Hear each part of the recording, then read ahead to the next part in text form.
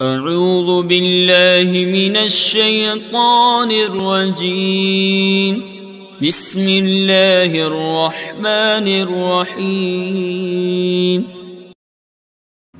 عزیز طلبہ، میں محمد ناصر حسین مصباحی، استاد دارالعلوم غریب نواز الہ آباد سے جماعت خامسہ کے تمامی طلبہ سے مخاطب ہوں، اور آج 22 جون 2020 کی تاریخ میں آپ کے نصاب کی کتاب منصورات کی تعلیم کا سلسلہ آگے بڑھاتے ہوئے آج کے سبق کا آغاز کرنے جا رہا ہوں۔ میں چاہوں گا کہ آپ تمامی طلبہ اپنی کتابیں کھول کر عبارت کو دیکھیں، ترجمہ بغور سماعت کریں، اور اس کے ساتھ ساتھ آپ اس میں تکراریں کریں، اس کی اپنے سبق کا اعادہ کریں، بحث و مباحثہ کریں، الفاظ صعوبہ کے معانی لکھیں۔ اسی کے ساتھ ساتھ اگر ممکن ہو تو اپنے رجسٹر پہ اس کا ترجمہ بھی نوٹ کریں کہ داشتہ بکار آیت، رکھی چیز کبھی بھی کام آتی ہے، پڑھانے میں، پڑھنے میں، امتحان میں، مختلف اوقات میں یہ کام آنے والی چیز ہے۔ ابھی تک آپ نے فی سبیل الدین کا سبق پڑھا، اس سے پہلے آپ نے الاعتراف بالنعمت کو پڑھا، اور آج جو آپ کو پڑھنا ہے وہ ہے جرأت الغفاری کا سبق۔ مصنف نے اور مؤلف نے جرأت الغفاری کی سرخی لگائی ہے۔ جرأت کے معنی آتے ہیں، جرأ یجرؤ سے بنا ہے، جرأ اور جرأت اور جراءت بھی آتا ہے، اور جرائیت بھی آتی ہے۔ جرأت علی الامر، جرأت علی الامر کا مطلب ہوتا ہے غالب ہونا۔ ویسے جرأت کے معنی آتے ہیں ہمت، بہادری، حوصلہ، اور اپنے بھرپور قوت ارادی کا مظاہرہ کرنا، یہ ہے جرأت۔ تو جرأت جو ہے ہمت و بصالت کے معنی میں ہے، اور یہاں کس کی ہمت و بصالت کی بات ہو رہی ہے؟ یہ حضرت ابو ذر غفاری رضی اللہ تعالی عنہ کے جرأت و ہمت کی بات چل رہی ہے۔ ان کا انتہائی انوکھا واقعہ ہے، جسے مسلم شریف جلد دوم میں سے اخذ کیا ہے، اور یہ مشہور واقعہ ہے حضرت ابو ذر غفاری رضی اللہ تعالی عنہ کا، کہ لما بلغ ابا ذر مبعث النبی بمکہ، جنہیں جب خبر ملی حضرت ابو ذر غفاری رضی اللہ تعالی عنہ کو نبی اکرم صلی اللہ علیہ وسلم کے مکے میں بعثت فرمائے جانے کی، یعنی بعثت نبی کے بارے میں جب حضرت ابو ذر غفاری کو خبر ملی تو آپ نے یعنی حضرت ابو ذر غفاری نے قال لاخیہ، اپنے بھائی سے کہا تھا، اپنے بھائی سے یہ کہا، ارکب الی ھذا الوادی، میرے بھائی تم اس وادی کی طرف جاؤ جو وادی مکہ ہے، اور فاعلم لی علم ھذا الرجل الذی یزعم انہ یاتیہ الخبر من السماء، اور ان کے بارے میں جا کر مجھے بتاؤ اس ذات گرامی کے بارے میں جس ذات گرامی کا یہ کہنا ہے کہ الذی یزعم، جن کا یہ گمان ہے، جن کا یہ خیال ہے کہ انہ یاتیہ الخبر من السماء، کہ ان کے پاس آسمان سے وحی الہی نازل ہوتی ہے۔ بہت سارے کمالات جو نبی اکرم صلی اللہ علیہ وسلم پر نازل ہوتے رہے یا حضور اکرم صلی اللہ علیہ وسلم سے سرزد ہوتے رہے، بہت ساری خوبیاں، بہت سارے محاسن اور بہت سارے معجزات جو نبی اکرم پر آتے رہے جاتے رہے، ان تمام کمالات، خوبیوں اور معجزات کو دیکھ کر لوگ پہلے دنگ رہا کرتے تھے، اس لیے انہیں یقین نہ ہوتا تھا کہ نبی اکرم صلی اللہ علیہ وسلم ایسے ہوں گے۔ تو حضرت ابو ذر غفاری کو جب یہ خبر ملی کہ مکے میں ایک نبی کی بعثت ہوئی ہے صلی اللہ علیہ وسلم، جن کے پاس وحی الہی آتی ہے، تو انہوں نے اپنے بھائی کو وہاں بھیجا کہ جاؤ فاسمع من قولہ ثم آتنی، ان کی باتیں سماعت کرو، ان کے واعظ و نصیحت کو سنو، ثم آتنی، پھر میرے پاس آ کر بتاؤ۔ فانطلق الآخر، تو دوسرے ہی لمحے وہ چل پڑے ان کے بھائی، حتیٰ قدم مکہ، یہاں تک کہ مکہ تشریف لائے، وسمع من قولہ، اور حضور پاک صلی اللہ علیہ وسلم کے اقوال و خیالات کو سماعت کیا، آپ کے واعظ و نصیحت کو سنی، اور ثم رجع الی ابی ذر، اور اس کے بعد سن کر حضرت ابو ذر غفاری کی بارگاہ میں حاضر ہو گئے، حکم کے مطابق سماعت کیا، اور پھر ان کی بارگاہ میں جب حاضری ہوئی، فقال، تو حضرت ابو ذر غفاری نے فرمایا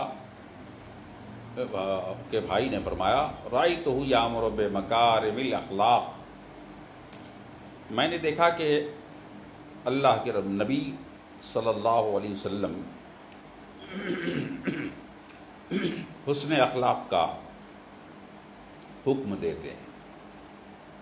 میرا مشاہدہ یہ ہوا کہ نبی پاک حسن اخلاق کا حکم دیتے ہیں، وَكَلَامًا مَا هُوَ بِالشِّعْرِ، اور ایسی گفتگو فرماتے ہیں جو شعر نہیں ہے، یعنی کوئی جادو نہیں کرتے، بلکہ ان کی باتوں میں مٹھاس ہے، ان کی باتوں میں چاشنی ہے، ان کا لہجہ نرم و نفیس ہے، پاکیزہ ہے، اور انتہائی خلیق ہیں، ان کی باتوں کا جادو جیسا اثر ہوتا ہے۔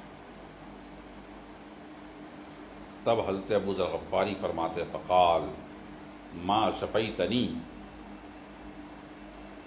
ابو ذر غفاری نے فرمایا کہ آپ نے مجھے تشفی نہیں دی، فیما اردت، جو میں چاہ رہا تھا،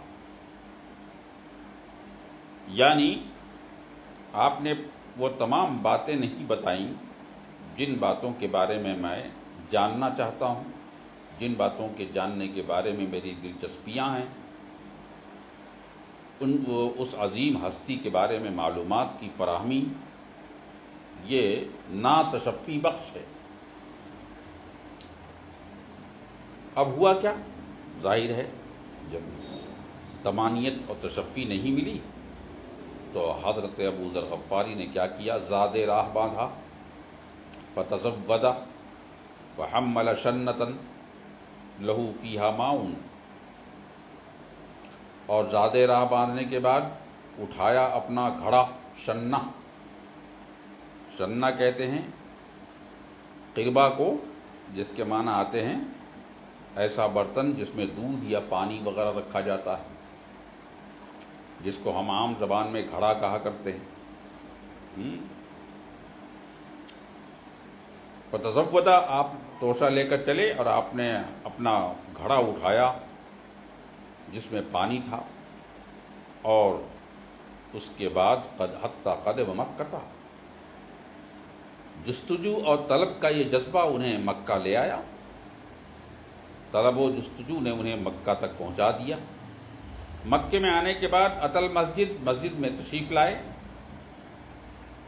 فلتمس النبی صلی اللہ تعالی علیہ وسلم، اور اپنی چاہت و جستجو اور وارفتگی میں نبی اکرم صلی اللہ علیہ وسلم کو ڈھونڈنے لگے کہ آخر نبی برحق ہیں کہاں۔ دل بے قرار، آنکھیں مضطرب، آنکھیں بے چینی میں نبی کو ڈھونڈ رہے ہیں، ولا یعرفہ، حالانکہ آپ جان نہیں رہے تھے کہ نبی پاک آخر ہیں کون، صورتاً آشنا نہیں تھے۔ اور مزے کی بات یہ کہ صاحب آشنا نہیں تھے، وہ کرہا، اور یہ بھی ان کو ناپسند تھا، یہ بھی انہیں گوارا نہیں تھا، ان یسأل عنہ، حضور کے بارے میں پوچھیں کسی اور آدمی سے کہ آخر وہ کہاں ہیں اور کون ہیں، حضور پاک کہاں ہیں اور کون ہے، حتی ادرکہ، یہاں تک کہ ان کو پا لیا. اور کس نے پا لیا؟ اللیل، رات نے پا لیا. یعنی اسی جستجو، طلب اور جوش و جذبے میں وقت گزرتا گیا دن کا، یہاں تک کہ رات آ گئی. فاستجا، تو آپ وہیں لیٹ گئے. حضرت ابو ذر غفاری لیٹ گئے. لیٹنا تھا کہ اسی راہ سے حضرت علی کا گزر ہوا. فرآہ علی، ادھر سے حضرت علی کرم اللہ وجہہ گزر رہے تھے. آپ نے دیکھا ان کو. فعرف انہ غریب، تو آپ نے سمجھ لیا کہ یہ کوئی نہ کوئی مسافر ہے، ضرور کوئی مسافر ہے. اب آپ دیکھتے جائیں کہ اللہ تعالی جب کسی کی طلب پوری فرماتا ہے، کسی کی مراد پوری فرماتا ہے اور کسی کی تمنا پوری فرماتا ہے، تو پھر اس کے لیے اسباب کیسے مہیا فرما دیتا ہے. کہتے ہیں کہ جب دل کی چاہت ہو، دل کی اتھاہ اور عمیق گہرائیوں سے ہم کسی چیز کو چاہتے ہیں تو اللہ تعالیٰ اپنے تمام اسباب کو، بلکہ پوری کائنات کو اس کی فراہمی میں لگا دیا کرتا ہے. حضرت علی نے دیکھ لیا اور پہچان لیا کہ یہ مسافر ہے. فلما رآہ تبعہ، تو جب حضرت علی نے ان کو دیکھا تو آپ نے ان کا پیچھا کیا، آپ نے ان کا تعاقب کیا. اچھا، مزے کی بات یہ کہ فلم یسأل احد واحد منہما صاحبہ عن شیء حتی اصبح، جب پیچھا کیا تو ان میں سے کسی نے بھی ایک دوسرے سے، اپنے صاحب سے نہیں پوچھا کسی چیز کے بارے میں، کوئی سوال نہیں کیا.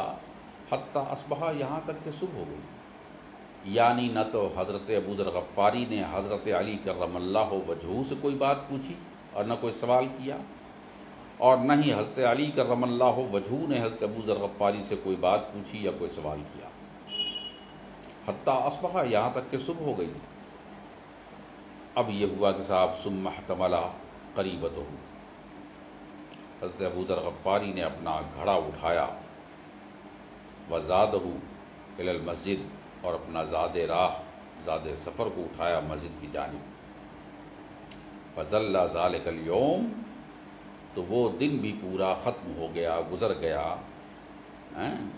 وہ دن بھی یوں ہی شدہ ختم ہو گیا.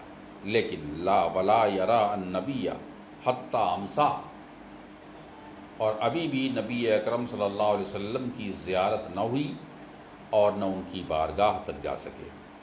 حتی امسا، یہاں تک کہ شام ہو گئی.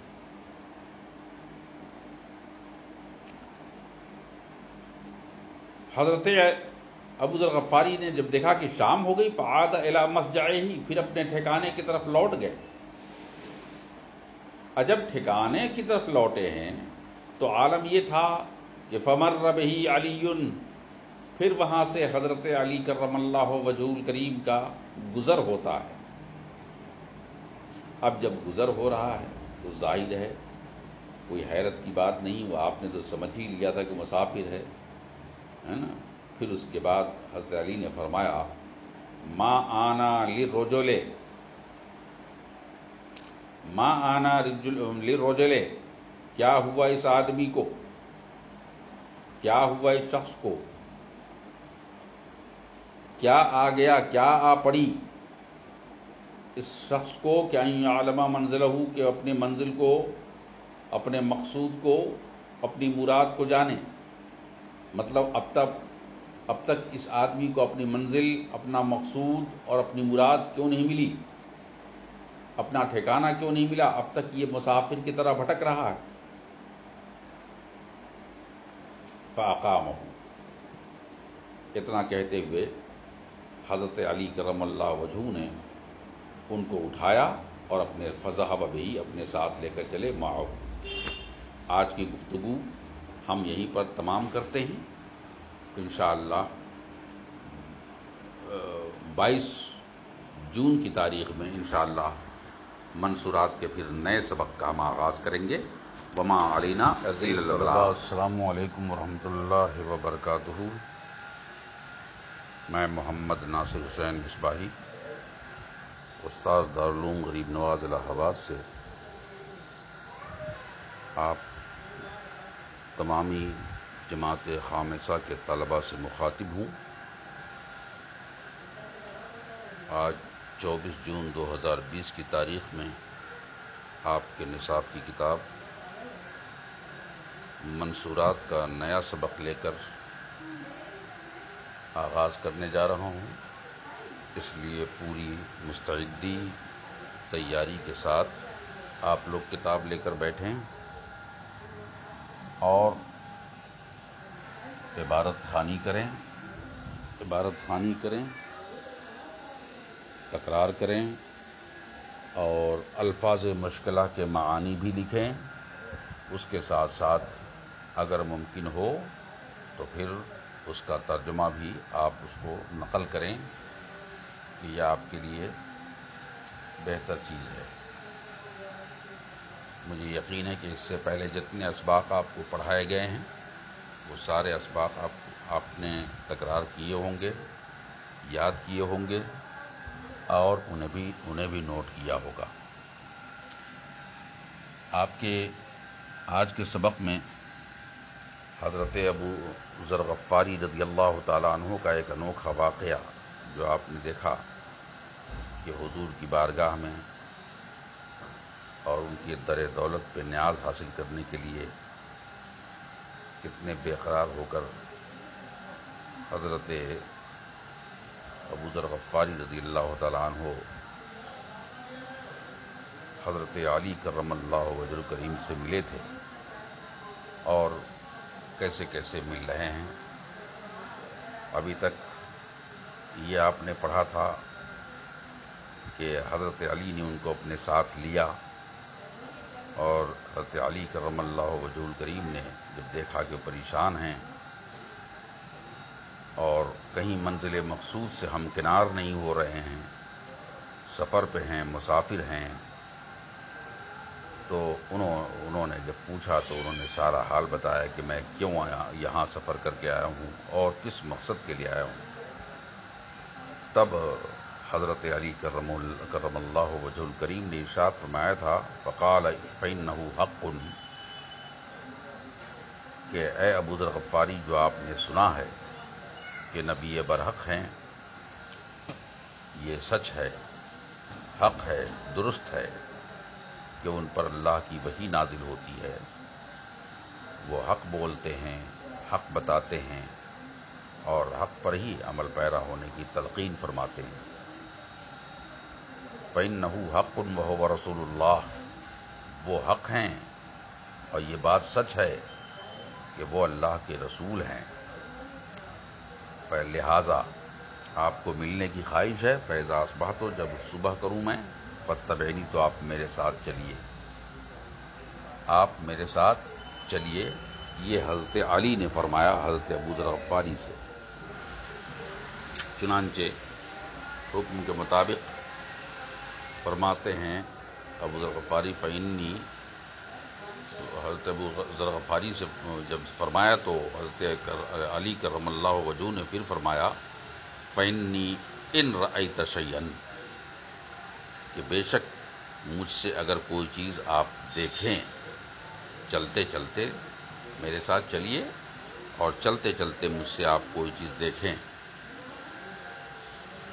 اخاف والی کا، کہ میں ایسا کچھ کر رہا ہوں کہ میں آپ کے خلاف خوف کا اشارہ دے رہا ہوں، یا یوں کہیے کہ میں آپ کے خلاف ڈر رہا ہوں کہ ناگہانی طور پر آپ کے خلاف کوئی معاملہ سامنے نہ آوے، کوئی بات سامنے نہ آوے، تو وہاں پر ایسا ہوگا کہ قم، تو میں کھڑا ہو جاؤں گا۔ اگر کچھ دیکھیے کہ میں آپ سے ڈر رہا ہوں تو میں کھڑا ہو جاؤں گا، اور کس حال میں؟ کأنی اریق الماء، بالکل ایسے کھڑا ہو جاؤں گا جیسے کھڑے ہو کر کوئی پانی بہا رہا ہے۔ یہاں پانی بہانے سے اشارہ ہے پیشاب کرنے پر۔ پہلے لوگ کھڑے ہو کر پیشاب کیا کرتے تھے عام طور سے جہالت کے زمانے میں، تو کھڑے ہو کر ایک دم اسٹریٹ، سیدھا کھڑا ہو کر بغیر حرکت کیے پیشاب کرتے تھے، تو اس کی جانب اشارہ ہے کہ گویا کہ پانی بہا رہا ہوں، اس طرح میں سکتے میں آ کر کھڑا ہو جاؤں گا۔ فَإِن مَضَيْتُ، اب اگر میں آگے بڑھ جاؤں، فَاتَّبِعْنِی، تو آپ بھی میرے ساتھ آگے بڑھ جائیں گے۔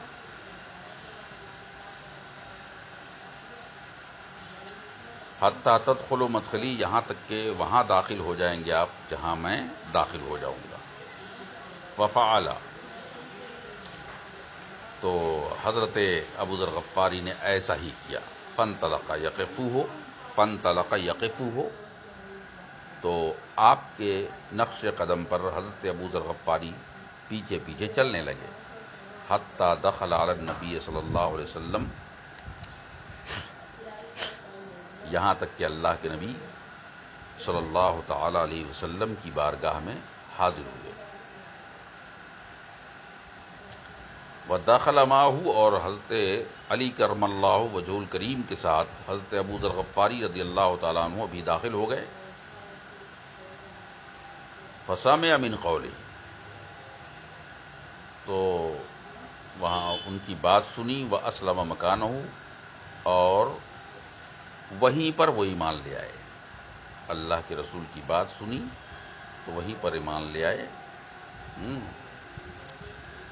اور ایمان لانے کے بعد فقال له النبی صلی اللہ علیہ وسلم، تو حضور کے اخلاق کریمی اور نبی اکرم صلی اللہ علیہ وسلم کی باتوں کا اتنا گہرا اثر پڑا آپ کے اوپر کہ وہیں پر اسلام قبول کر لیا۔ فقال له النبی صلی اللہ علیہ وسلم، تو اللہ کے نبی نے ان سے ارشاد فرمایا، ارجع الی قومک، آپ اپنی قوم کی طرف چلے جائیں، اور کیا کریں؟ فاخبرہم حتی یاتیک امری، اور آپ انہیں جا کر بتا دیں اس وقت تک کے لیے جب تک کہ میرا کوئی دوسرا حکم آپ تک نہ پہنچے۔ مطلب یہ ہوا کہ جو کچھ آج آپ نے باز و نصیحت سنی ہے، جو بھی پیغام آج نے مجھ سے سنا ہے، جتنے احکام اور مسائل آج آپ نے سنا ہے دین شریعت کے بارے میں، ایمان کے بارے میں، احسان کے بارے میں، عمل صالح کے بارے میں، جتنی باتیں آپ نے سنی ہیں ان باتوں کو لے کر آپ وہاں پہنچا دیں، اور اس وقت تک آپ مزید کوئی اور حکم لاگو نہ کریں جب تک کہ میرا کوئی حکم آپ تک نہ پہنچ جائے، یعنی اپنی طرف سے کوئی اضافہ نہ کریں، نہ اس میں کمی کریں اور نہ ہی اس میں اضافہ کریں۔ یہ حکم اللہ کے نبی صلی اللہ علیہ وسلم نے حضرت ابو ذر غفاری کو یوں دیا کہ ورجع الی قومک، کہ اپنی قوم کی طرف لوٹ جائیے، اور اس کے بعد فاخبرہم، اور انہیں خبر دے دی ان تمام باتوں کی، حتی یاتیک امری، جب تک کہ میرا کوئی دوسرا معاملہ آپ تک نہ پہنچے۔ فقال، تو ظاہر ہے کہ حضرت ابو ذر غفاری رضی اللہ تعالیٰ عنہ فرماتے ہیں، عرض کرتے ہیں، والذی نفسی بیدہ، قسم اس ذات کی جس کے دست قدرت میں میری جان ہے، قسم اس ذات کی جس کے دست قدرت میں میری جان ہے، لأصرخن بہا بین ظہرانیہم، میں یقیناً ان تمام لوگوں کے درمیان، پوری قوم کے درمیان، ان کے سامنے چلا چلا کر اعلان کروں گا، زور زور سے اعلان کروں گا، اور کلمہ حق کا اعلاء کروں گا، یعنی اعلاء کلمۃ اللہ کے لیے میں کوئی رو رعایت نہ کروں گا، نہ شرم و عار کا احساس ہوگا، اور نہ ہی میں کسی طرح کی کم و کاست کروں گا، پوری طرح آپ کے پیغام کو ان کے سامنے پہنچا دوں گا۔ اب عالم یہ ہوا کہ فخرج حتی اتی المسجد، حضرت ابو ذر غفاری رضی اللہ تعالی عنہ اتنا کہہ کر رخصت ہوئے، نکل پڑے، یہاں تک کہ مسجد میں تشریف لائے۔ مسجد میں آنے کے بعد کیا ہوا؟ فنادى بأعلى صوته، آپ نے بڑی بلند آواز سے وہاں پر اعلان کرنا شروع کر دیا، بلند آواز، چلا چلا کر کے اعلاء کلمہ حق کرنا شروع کر دیا، کلمہ لا الہ الا اللہ کا اعلان کرنا شروع کر دیا۔ جب اعلان کرنا شروع کر دیا تو کیسے کہا؟ اشہد اللہ الہ الا اللہ واشہد ان محمد رسول اللہ، آپ نے فرمایا میں گواہی دیتا ہوں کہ اللہ کے علاوہ کوئی معبود نہیں، اور میں یہ بھی گواہی دیتا ہوں کہ محمد صلی اللہ علیہ وسلم اللہ کے رسول اور اس کے پیغمبر ہیں۔ جناب والا، جیسے ہی آپ نے یہ بلند آواز سے اعلان کرنا شروع کیا تھا کہ سار القوم وسار القوم، ساری قوم نے حملہ کر دیا، آپ پر ٹوٹ پڑے، ظاہر ہے منافقین اور مشرکین اس زمانے میں حضور کے اقوال اور ان کے متبعین کے، ان کے احکام و مسائل کے زبردست مخالف تھے، تو یہ کیسے منظور ہوتا کہ کلمت اللہ کا اعلان کیا جائے اور کلمت الرسول کا اعلان کیا جائے، لا الہ الا اللہ محمد رسول اللہ کا اعلان کیا جائے؟ ان کی پالیسی کے خلاف تھا۔ ایسے میں کہاں گوارا ہوتا کفار و مشرکین کو کہ یہ ابو ذر غفاری نبی کے ہو جائیں اور نبی کا پیغام پھیلائیں، دین کی تبلیغ کریں، دین کی اشاعت کریں؟ یہ کیسے ممکن تھا؟ سارے مخالفین، معاندین اور ناحق شناس جتنے بھی لوگ تھے، سار القوم، پوری قوم نے آپ پر حملہ کر دیا، اٹیک کر دیا، اور فضربوہ، اور بڑی مار مارا، بہت مارا، حتیٰ کہ اس جعوہ، مار مار کر لٹا دیا۔ جناب جب لٹا دیا تو وَأَتَى العباس فَأَكَبَّ عَلَيْهِ، حضرت عباس تشریف لائے، دیکھا کہ صاحب زار و قطار مار کھائے جا رہے ہیں، لوگ مارے جا رہے ہیں، تو آپ سے رہا نہیں گیا، فوراً دوڑ کے آئے اور آپ ان پر ٹوٹ پڑے، یعنی حضرت ابو ذر غفاری کو اپنی آغوش میں لے لیا، خود ان پر لیٹ گئے، اور ساری مار اپنے بدن پر کھاتے رہے جب تک کہ ان لوگوں نے مارنا روک نہ دیا۔ حضرت عباس اپنے آپ پر مار کھاتے رہے اور انہی پر اوندھا ہو گئے، جب تک کہ انہوں نے روک نہ دیا۔ تو آپ نے کیا کہا؟ حضرت عباس فرماتے ہیں قال ویلکم، آپ نے کہا ہلاکت ہے تمہاری، بربادی ہو تمہاری، تباہی ہو تمہاری، اے لوگو تم یہ کیا کر رہے ہو؟ الستم تعلمون انہ من غفار، کیا تم نہیں جانتے کہ حضرت ابو ذر غفاری رضی اللہ تعالیٰ عنہ قبیلہ غفار سے ہیں؟ وَأَنَّ طَرِيقَ تُجَّارِكُمْ إِلَى الشَّامِ، اور یہ کہ تمہارے تاجروں کی جماعت کا راستہ شام کی طرف، انہی کی طرف، شام کی طرف سے جاتا ہے۔ فَانْقَذَهُ مِنْهُ، لہذا شام کی طرف جاتا ہے اور انہی سے تم ملتے جلتے ہو اور ان کو تم تکلیف اور اذیت دے رہے ہو۔ فَانْقَذَهُ مِنْهُ، تو ان سے آپ نے ان کو بچا لیا۔ ثُمَّ عَادَ مِنَ الْغَدِ لِمِثْلِهَا، پھر ابو ذر غفاری رضی اللہ تعالیٰ عنہ نے آنے والے کل میں ایسے ہی اعادہ کیا، دہرایا، اسی طرح دہرایا۔ تو قوموں نے پھر کیا کیا؟ وَسَارَ إِلَيْهِ، سارو الیہ، ساری قوم نے پھر حملہ کر دیا۔ فضربوہ، بہت مارا، ظاہر ہے کہ وہ کسی حال میں چھوڑنے والے نہیں تھے۔ پھر فَأَكَبَّ عَلَيْهِ العباس، پھر حضرت عباس نے دیکھا کہ مار رہے ہیں لوگ، قوم کے لوگ اسے مار رہے ہیں، تو کہتے ہیں صاحب فَانْقَذَهُ، فَأَكَبَّ عَلَيْهِ، ان پر آپ گر پڑے اور ان کو ان قوموں سے بچا لیا۔ تو یہ تاریخ کے ایسے حسین اوراق ہیں جن میں دین اور شریعت کے لیے، حق اور صداقت کے لیے اور اللہ اور رسول کے لیے لوگ طرح طرح کی قربانیاں پیش کیے ہیں، جس کی مثال آج نہیں ملتی۔ آج کا سبق آپ کا یہیں ختم ہوتا ہے منشورات کا۔ انشاءاللہ 25 تاریخ کو پھر حاضر ہوں گے۔ وما علینا الا البلاغ۔ عزیز طلبہ، السلام علیکم ورحمۃ اللہ وبرکاتہ۔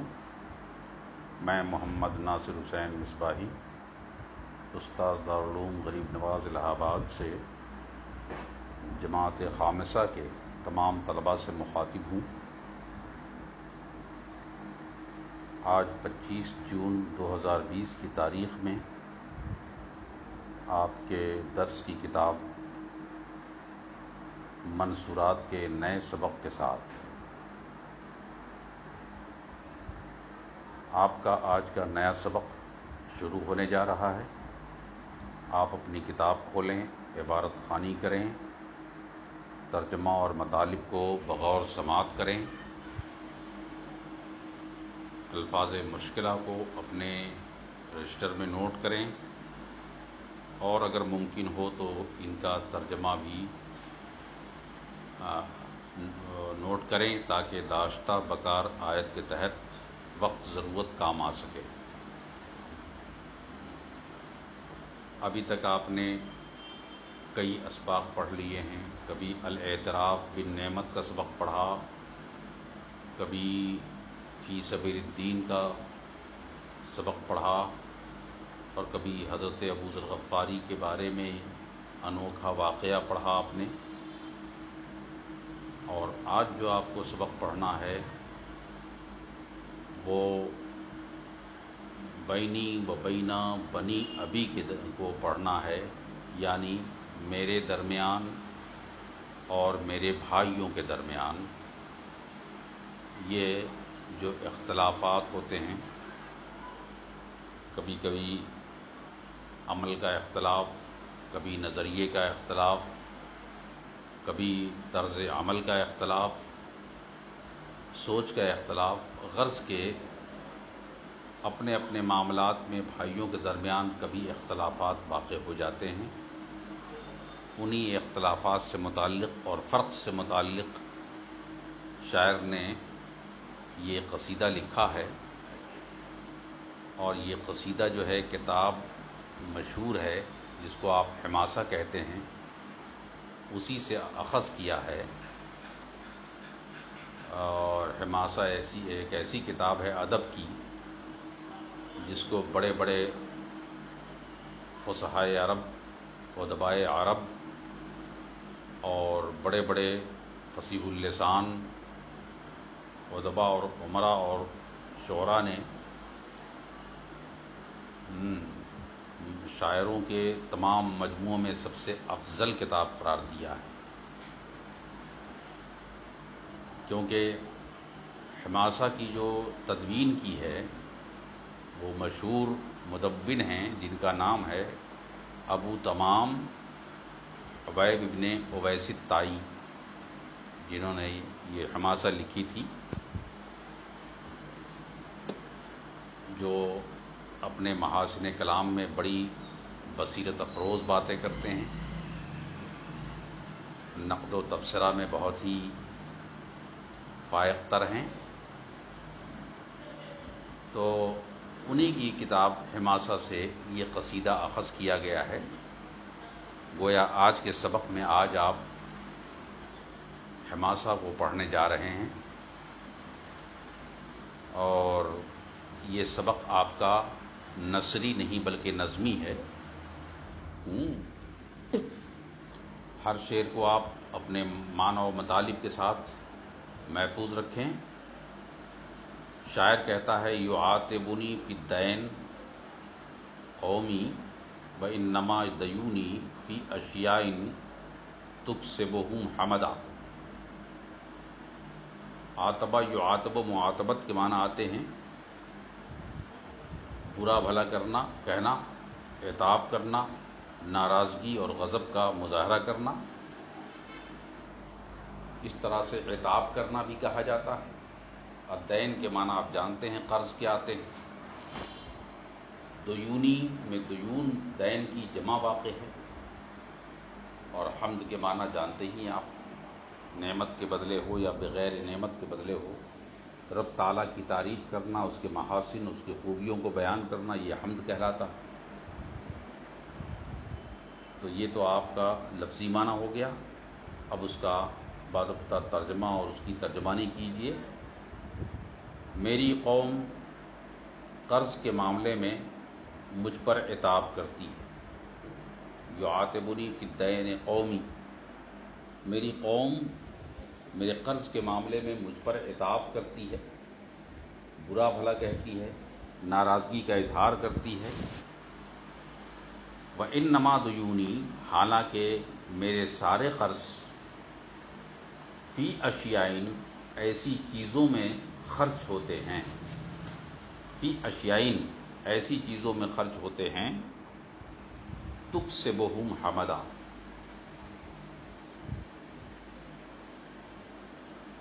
جو ان کی تعریف کا باعث بنتی ہے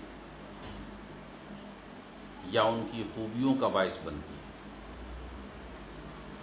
مطلب یہ کہ میں جو پیسہ خرچ کرتا ہوں، قرض لیتا ہوں، ان قرضوں پر میری قوم مجھے بہت برا بھلا کہتی ہے، قرض خور ہے، خراج ہے، فضول خرچ ہے،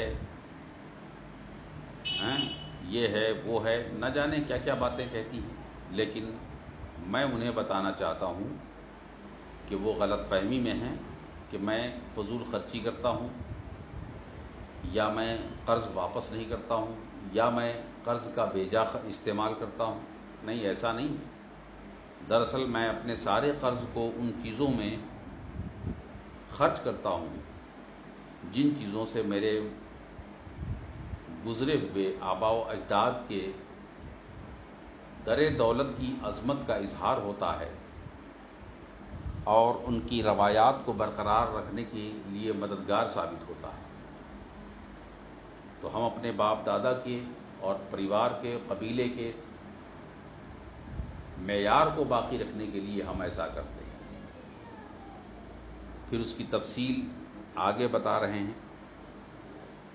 اسد بہ ما قد اخلوا وضیعوا صغور حقوق ما اطاقوا لها سدا۔ سدہ سدو کے معنی آتے ہیں بند کرنا، اور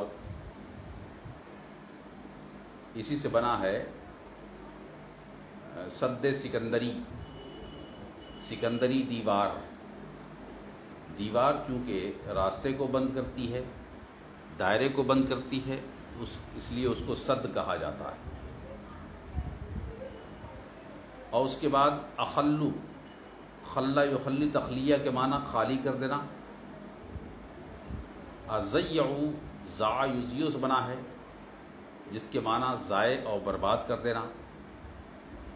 صغور یہ صغر کی جمع ہے جس کے معنی سوراخ کے آتے ہیں، اور حقوق حق کی جمع ہے۔ سدا وہی دوبارہ لفظ آیا ہے جس کے معنی بند کرنا، روکنے کے معنی میں آتے ہیں۔ اب لفظی معانی کے بعد ترجمہ کیجئے۔ اسد بہ ما قد اخلوا، میں ان قرضوں سے بند کرتا ہوں، ما قد اخلوا، ان تمام چیزوں کو، تمام راستوں کو، تمام چھیدوں کو، تمام سوراخوں کو جو انہوں نے خالی کر دیا ہے۔ وضیعوا، اور ضائع کر دیا ہے، لوگوں کے حقوق کے سوراخ کو بھی بند کرتا ہوں۔ ما اطاقوا لها سدا، جن کو بند کرنے کی یہ لوگ طاقت نہیں رکھتے، صلاحیت اور استطاعت نہیں رکھتے۔ مطلب یہ ہوا کہ میں ان قرضوں سے اس خلا کو پر کرتا ہوں جو ہمارے ما سبق کے لوگوں نے یا حالیہ لوگوں نے خلا برپا کر دیا ہے، خالی کر دیا ہے، ان خلاؤں کو پر کرتا ہوں۔ وضیعوا، اور برباد کر دیا ہے، تو ان بربادی کا اثر ختم کرتا ہوں، شان و شوکت کا اہتمام کرتا ہوں اپنے پریوار اور قبیلے کے لوگوں کے لیے، اور ان قرضوں سے میں بند کرتا ہوں صغور حقوق، ان لوگوں کے حقوق کے سوراخ کو، ما اطاقوا لها سدا، جن سوراخوں کو وہ بند کرنے کی طاقت نہیں رکھتے تھے۔ غرض کے قصیدہ میں تعریف کا یہ طریقہ آپ دیکھ رہے ہیں، بالکل انوکھا اور نادر و نایاب ہے، جو زمانہ جاہلیت کی شاعری کی ایک زندہ مثال ہے۔ پھر اس کے بعد تیسرا شعر آتا ہے۔ تیسرے شعر میں وفی جفنۃ ما یغلق الباب دونہا مکللۃ لحما مدفقۃ سردا، جفنا کہتے ہیں بڑے پیالے کو، جس کو آپ قاب بھی کہہ سکتے ہیں، آپ اسے بھگونا بھی کہہ سکتے ہیں بڑا، آپ اسے بڑا ڈگچا بھی کہہ سکتے ہیں، بڑی دیگ بھی کہہ سکتے ہیں اس کو آپ۔ غلق یغلقو کے معنی بند کرنے کے آتے ہیں، الباب کے معنی دروازہ، اکلل یکلل تکلیل اکلیل سے بنا ہے جس کے معنی تاج پہنانا، لحمن گوشت، اور دفقہ یدفقو تدفیق اچھالنا، سرد کے معنی آتے ہیں شربا۔ تو آپ نے دیکھا کہ یہ سارے الفاظ کیا معنی رکھتے ہیں۔ جفنا اور میرے قرض، پھر وہ کہتے ہیں کہ میرے جو قرض ہیں ایسے بڑے قاب اور دیگ اور پیالوں میں خرچ ہوتے ہیں، میرے قرض ایسے قاب، ایسے دیگ اور ایسے پیالوں میں خرچ ہوتے ہیں کہ ما یغلق الباب دونہا، کہ جن پیالوں کے سامنے دروازہ بند نہیں کیا جاتا۔ مطلب یہ کہ صلاح عام ہے اس دیگ کے لیے، دیگ کے پاس سب کے لیے اذن عام ہے، جو بھی آئے اس پیالے سے کھائے، آسودہ ہو، سیر ہو، پیٹ بھرے اور جائے۔ یہ ایک ادنا اشارہ ہے سخاوت کی طرف کہ ہم بیکار فضول خرچی نہیں کرتے، بلکہ ہم اس پیالے میں خرچ کرتے ہیں جن پیالوں کے سامنے دروازے بند نہیں کیے جاتے، بلکہ وہ ہمیشہ ایرو غیرو نتو خیرو جمن شبراتی سب کے لیے وہ پیالہ کھلا رہتا ہے، دروازہ کھلا رہتا ہے، جو بھی آئے اپنی بھوک مٹائے، کھائے پیے اس کے لیے۔